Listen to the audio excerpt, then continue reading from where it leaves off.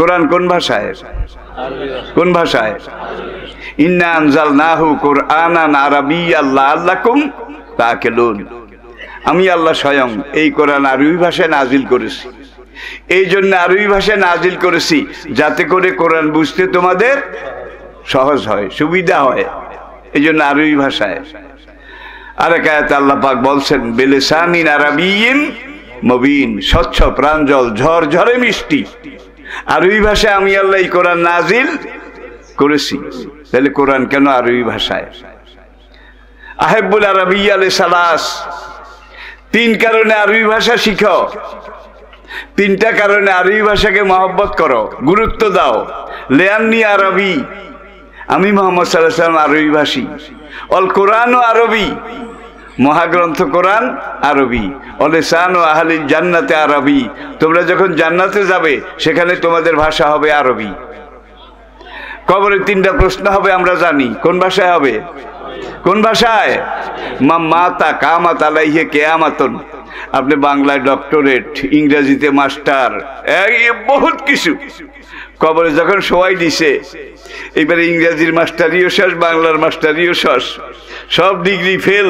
এইবার আপনার সাথে আল্লাহর পাঠানো ফেরেশতা দুইজন আসবে, এসে আপনার সাথে কথা বলবে, প্রশ্ন জিজ্ঞাসা করবে। কোন ভাষায়? কোন ভাষায়? মান রাব্বুকা, হু ইজ ইওর রব? মান রাব্বুকা, হু ইজ ইওর লর্ড? আমা দীনুকা, হোয়াট ইজ ইওর রিলিজিয়ন? আমার নাবিয়ুকা, হু ইজ ইওর প্রফেট সাল্লাল্লাহু আলাইহি ওয়াসাল্লাম। কোন ভাষায় প্রশ্ন হবে? জবাব দিতে হবে শুদ্ধ বাংলায়। মহিয়ান গরিয়ান, অসীম করুণ দয়াবান, বিচার দিনের প্রধান, মহান আল্লাহ আমার রব।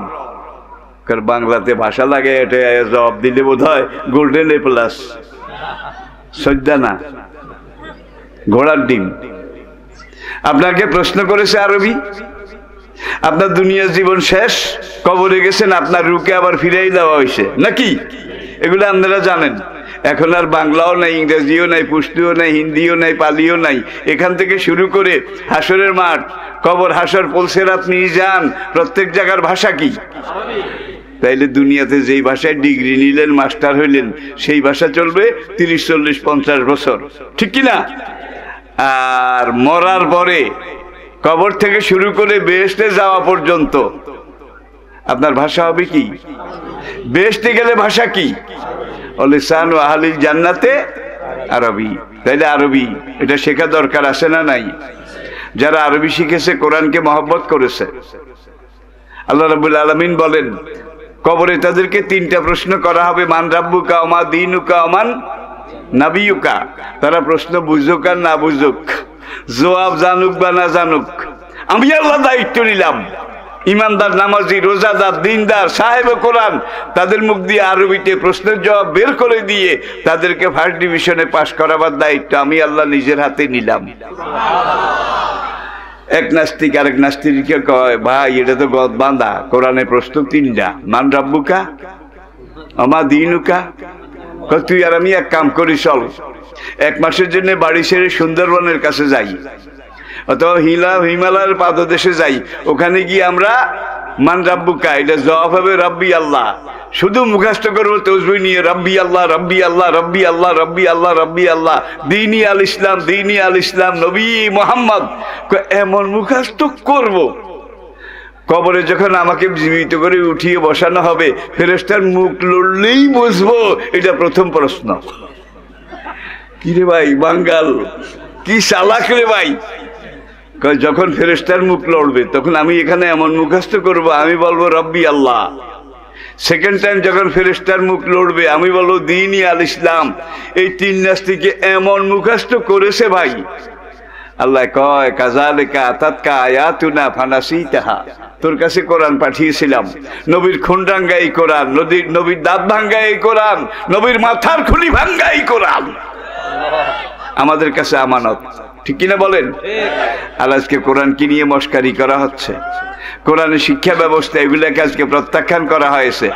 স্কুলকে দূরের কথা, মাদ্রাসা সিলেবাসের মধ্যে মূর্তির ছবি, মন্দিরের ছবি, এখানে শরীফা শরীফা শরীফার শরীফা, এখানে বীর্যের কথা আছে, মেয়েদের মাসিকের কথা আছে, কন্ডোমের কথা আছে।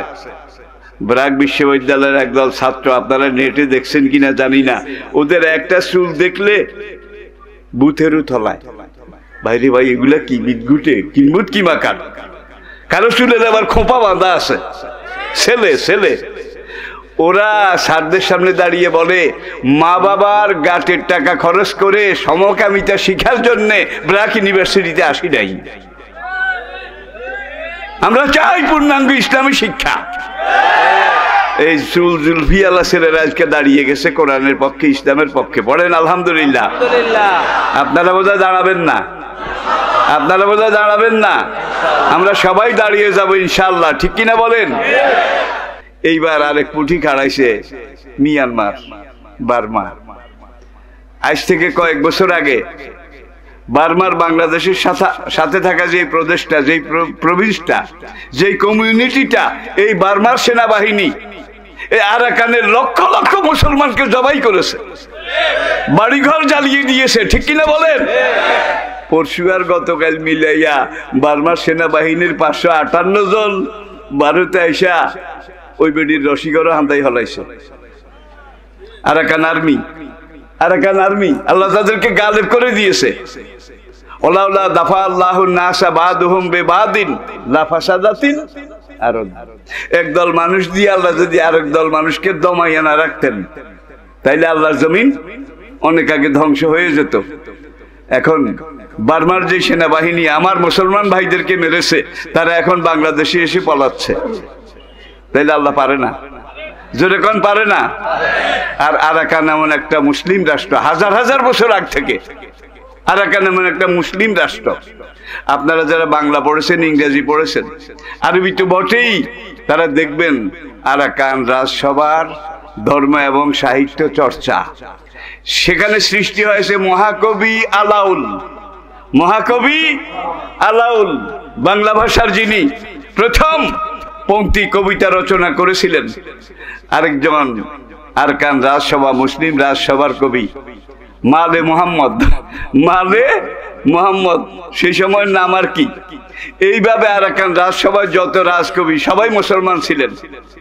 আর এই আরাকান এমন একটা দেশ, মুঘলের শেষ সম্রাট বাহাদুর শাহ জাফর দিল্লির রাজপথে হাতির পায়ের সাথে বেঁধে তার 10টা ছেলেকে হত্যা করার পরে বাহাদুর শাহ জাফরকেও যখন হত্যা করা হলো, ঘোড়ার গাড়িতে বাহাদুর শাহ জাফরের লাশটা ঘোড়ার গাড়িতে উঠিয়ে তারপরে ঢাকা থেকে কুমিল্লা, কুমিল্লা থেকে ফেনী, ফেনী থেকে চট্টগ্রাম। দেখেন ট্রাঙ্ক রোড, শেরশাহ যে রাস্তা বানিয়েছিল হুমায়ুনের আমলে, ঢাকাতে ট্রাঙ্ক রোড আছে, গ্র্যান্ড ট্রাঙ্ক রোড, এখন বলে ট্রাঙ্ক রোড। কুমিল্লাতে ট্রাঙ্ক রোড কি, ফেনীতে ট্রাঙ্ক রোড, কথা কয় না, ফেনীর কাছের মানুষ। ফেনীতে ট্রাঙ্ক রোড, চিটাগাংয়ে ট্রাঙ্ক রোড, আরাকান রোডে ট্রাঙ্ক রোড। কবর হাসর পুলসিরাত মিজান, মরার পর থেকে আপনার ভাষা হবে আরবি। কি? আরবি। আর এনসাইক্লোপিডিয়া ব্রিটানিকা খুলুন, বিশ্ব ইতিহাসের ডায়েরি, নির্ভরযোগ্য ডায়েরি, 9th এডিশন, 9ম সংস্করণ। সেখানে তারা লিখেছে Arabic, Arabic is the oldest and richest language of the world. খাইছে রে খাইছে। অ্যারাবিক একমাত্র আরবি ভাষা, is the oldest, সবচেয়ে প্রাচীন, and richest, সবচেয়ে ধনী, সমৃদ্ধ যেই ভাষাটা দুনিয়ার বুকে, সেই ভাষাটার নাম আরবি ভাষা। ভাই সে যায় হিগো শিগো, এখানে একটা আছে, আর কিছু নাই, এই একটাই। এখন যে লোকগুলা যায়, সেই লোকগুলা পুরুষ, পুরুষ। এখন আপনি যদি বলেন তাহারা যায়, তাহারা যায়, এখন এই তাহারা পুরুষ না মেয়ে লোক, এটার কিন্তু কোনো ক্লাসিফিকেশন নাই, ইংরেজি ভাষাতে নাই। এখন তাহারা লেখে সামনে স্ত্রী, এটা লিখলে বোঝা যাবে মাইওয়ালার দল। আর তাহারা লেখে যদি পুং পুং এটা লেখে, তাহলে এখন দেখেন তাহারা যায়। এখন তাহারা মহিলা হইতে পারে, পুরুষ হইতে পারে, ঠিক কিনা বলেন? কিন্তু আরবি ভাষা একমাত্র সেপারেট করেছে। সে পুরুষে যে হুয়া, কি হুয়া, সে মহিলা হইলে হিয়া, দেখছেন নি? হুয়া হিয়া, হুম হেতারা, হেতারা যদি সব পুরুষ হয়, আর হেতিরা যদি হয় তাইলে হুন্না, হুন্না। দেখেন কোন ভাষায়, দুনিয়ার কোন ভাষায় কিন্তু এটা নাই, একমাত্র আরবি ভাষা সমৃদ্ধ ভাষা। সিলেটের জিন্দাবাজারে এক লন্ডনী, সে ডিপার্টমেন্টাল স্টোর একটা বানাইছে বিশাল। হ্যাঁ, এখন আজকে সেটা উদ্বোধন হবে। সিলেটের বড় বড় আমলা কামলা তাদেরকে দাওয়াত দিছে, একবারে বিভাগীয় কমিশনার, ডিসি, এসপি, হ্যাঁ দাওয়াত দিছে। এখন এটা আজকে উদ্বোধন হবে। সাইনবোর্ড একটা বানাইছে বিশাল বিলাতি কায়দায়, এখানে এক মহিলা একেবারে নেকেড, প্রায় উলঙ্গ, আর এখানে এক পুরুষ, আর দোকানের নাম দিছে হি অ্যান্ড শি এন্টারপ্রাইজ। পুরুষের নিচে লেখছে হি, মহিলার নিচে লেখছে শি, মানে হদ্দোলা মাইওয়ালা ব্যাকের জিনিস এই দোকানে পাওয়া যাবে। এখন মেহমানরা খাওয়ার আগে উদ্বোধন করবে, ফিতা কাটবে আর কি। বিভাগীয় কমিশনের একটু হুঁশিয়ার মানুষ আছেন, কয় সাইনবোর্ডটা তো ইংরেজি হয়ে গেল, আমাদের রাষ্ট্র বাংলা তো ভাষা তো বাংলা, এখন এটার বাংলা একটা নাম অন্তত সঙ্গে রাখা দরকার। কয় তাইলে বাংলা করেন। এখন হি আর শি এটার বাংলা একজনেও পারে নাই, একজনেও পারে নাই। না পারি না, হয় না, হয় না।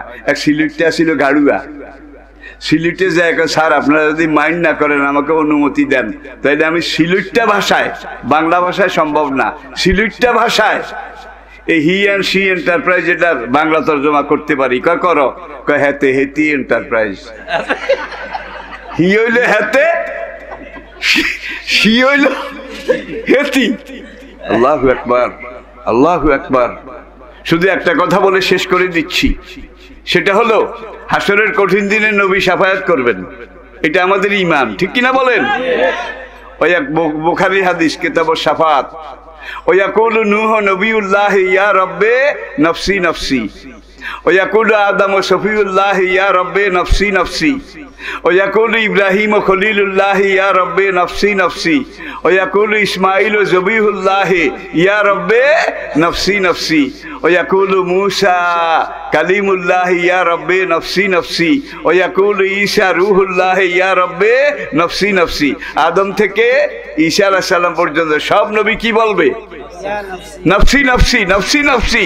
আমার কি উপায়, আমার কি উপায়? ওয়ায়াকুলু মুহাম্মাদুর রাসূলুল্লাহ সাল্লাল্লাহু আলাইহি ওয়াসাল্লাম ইয়া রব্বে উম্মতি উম্মতি, মানলে উম্মতি ইয়া রব, ঠিক কিনা বলেন?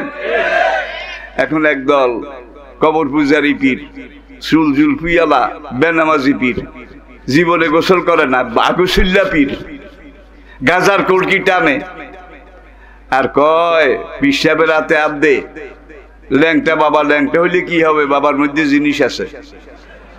এইভাবে দরগা ব্যবসা, মাজার ব্যবসা, পীর ব্যবসা এগুলা করে টোরে আবার বলে আপনারা যদি কবর হাসরে মুক্তি পেতে চান আমার হুজুরের তরিকে সবক নেন, হাসরের দিন আমার হুজুরে আপনার জন্য জাহাজ লই আইব।